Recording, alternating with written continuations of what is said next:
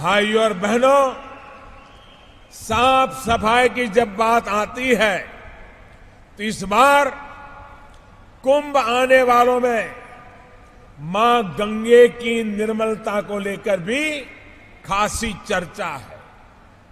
बीते 1-1.5 महीने से तो मैं सोशल मीडिया के माध्यम से लोगों के अनुभव जान रहा था। आज इसका अनुभव मैंने खुद ने किया है। मैं पहले भी प्रयागराज आता रहा, लेकिन इतनी निर्मलता गंगा जल में पहले नहीं देखी। साथियों, गंगा जी की ये निर्मलता नमामि गंगे मिशन की दिशा और सरकार के सार्थक प्रयासों का भी उदाहरण है। इस अभियान के तहत प्रयागराज गंगा में गिरने वाले 32 नाले बंद कराए गए हैं। सीवर ट्रीटमेंट प्लांट के माध्यम से गंगा नदी में प्रदूषित जल को साफ करने के बाद ही प्रवाहित किया गया।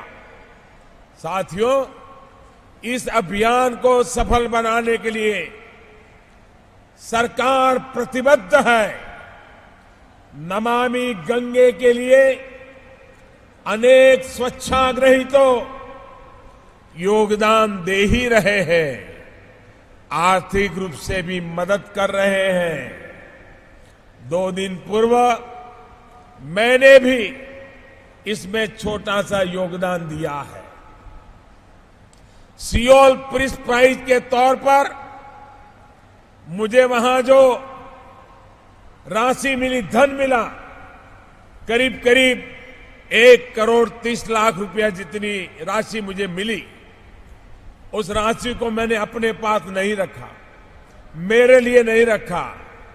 वो मैंने नमामि गंगे मिशन के लिए समर्पित कर दिया है। बीते 4.5 वर्षों में प्रधानमंत्री के नाते मुझे जो उपहार मिले हैं, उनकी नीलामी करके भी जो कुछ मुझे मिला है, वो भी मैंने मां गंगा की सेवा में समर्पित कर दिया है। साथियों, मां गंगा के समर्पित प्रहरी हमारे नाविक भी है। प्रयागराज और नाविकों का तो पुराना संबंध है। बिना नाविकों के तो मर्यादा पुरुषोत्तम भगवान राम की रामायण भी पूरी नहीं होती है। जो दुनिया को पार लगाते हैं, उनकी नैया तो हमारे नाविक साथियों ने ही पार लगाई थी। मेरा और आपका भी आपस में गहरा रिश्ता है। आप खुद को भगवान राम का सेवक मानते हैं और मैं खुद को आपका प्रधान सेवक मानता हूं। आप खुद को गंगा पुत्र मानते हैं और मैं मां गंगा के बुलावे पर आपकी सेवा में लगा हुआ हूं। अब बताइए, हुआ ना आपसे मेरा गहरा नाता? आप जिस निष्ठा से कुंभ आने वाले श्रद्धालुओं का ध्यान रख रहे हैं, उनका मार्गदर्शन कर रहे हैं, वो प्रशंसनीय है। आपके बिना इतनी बड़ी व्यवस्था को संभालना बहुत मुश्किल था। मैं एक बार फिर अपने नाविक भाइयों को भी आदरपूर्वक नमन करता हूं।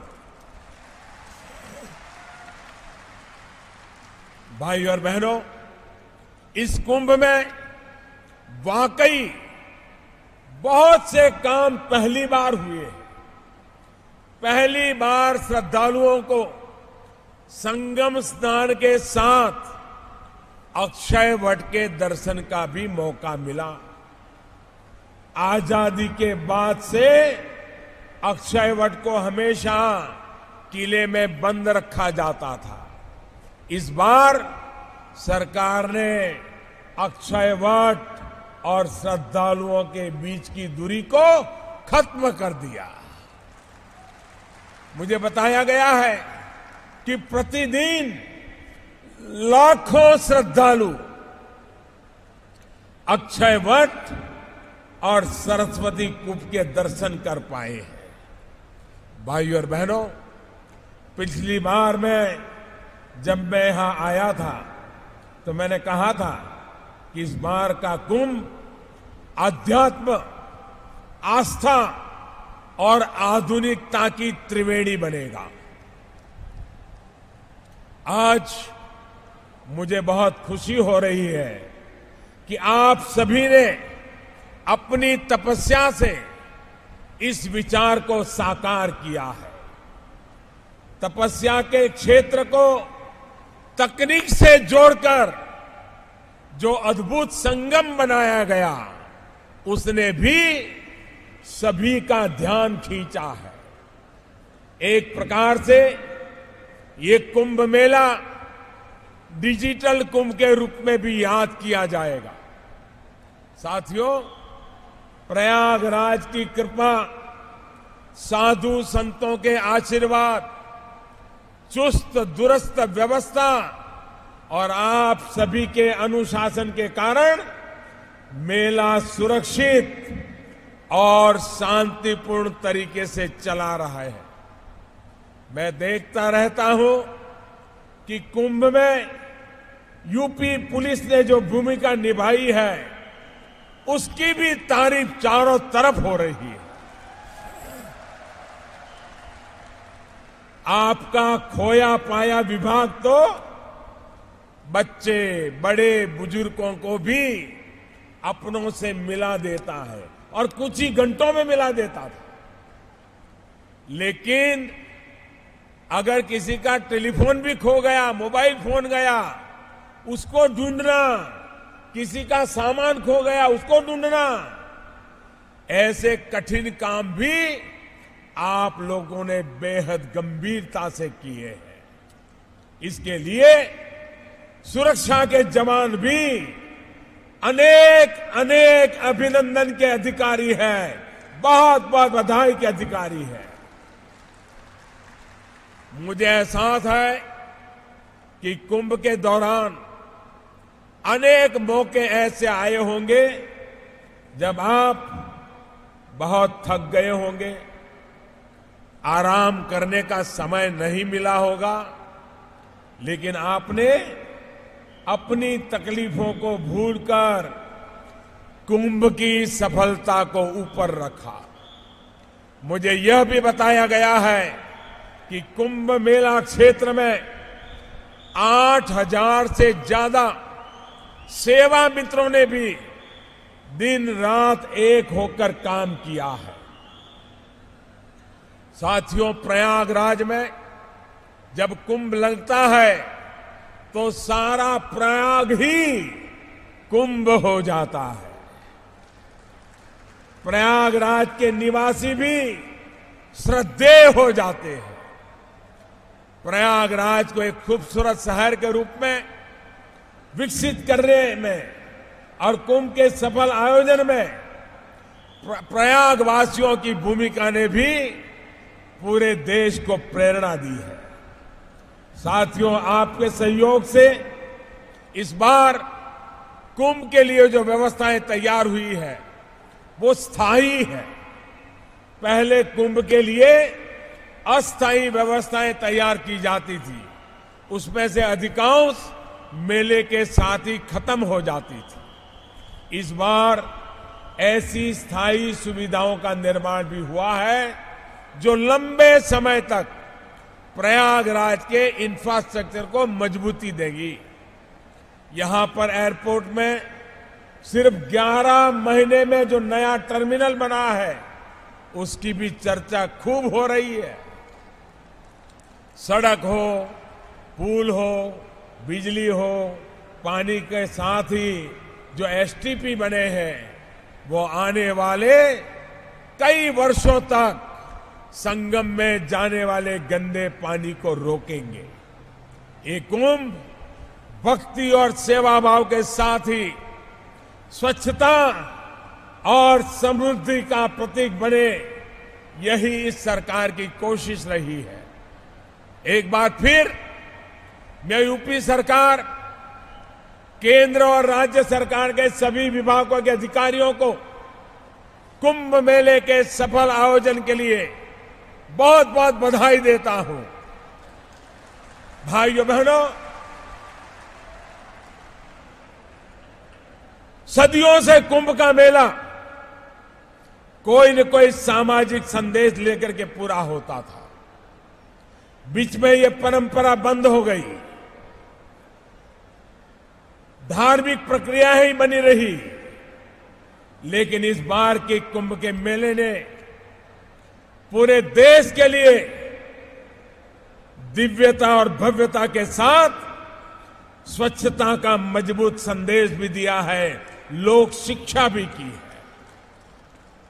और मुझे विश्वास है आने वाले वर्षों में कहीं पर भी धार्मिक समारोह होंगे, सामाजिक समारोह होंगे, राजनीतिक समारोह होंगे, आयोजन करने वाले हर कोई स्वच्छता के विषय में कभी कॉम्प्रोमाइज नहीं करेंगे। ये संदेश आप लोगों की तपस्या के कारण आज पहुंचा है। आज मेरा जीवन धन्य हो गया है। साधु महात्माओं के आशीर्वाद तो मिलते रहते हैं, उनसे मुलाकातें भी होती रहती है, लेकिन आज मेरे लिए तो तपस्वी आप हैं, मेरे लिए तो सच्चे सेवक आप हैं। साधु महात्माओं के आशीर्वाद से, उनसे मिली शिक्षा दीक्षा से, इसी भाव से आज मैं आपके बीच में खड़ा हूं। और हमारे शास्त्रों ने कहा है, न कामे राज्यम न मोक्षम न पुनर्भवम कामये दुक्तप्ता नाम प्राणी नाम आर्ति नाशनम।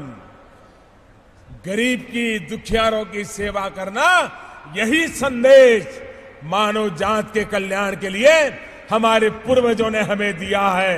मैं अपने आप धन्यता का अनुभव करते हुए, ये जो कोष बनाया गया है वो नाविकों के परिवार, स्वच्छता से जुड़े परिवार और यहां निम्न स्तर पे पुलिस की सेवा में लगे लोगों के, उनके परिवारजनों के लिए काम आने वाला है। मेरी बहुत बहुत बधाई, बहुत बहुत शुभकामनाएं, धन्यवाद। मेरे साथ बोलेंगे, जय गंगा मैया, जय गंगा मैया, जय यमुना मैया,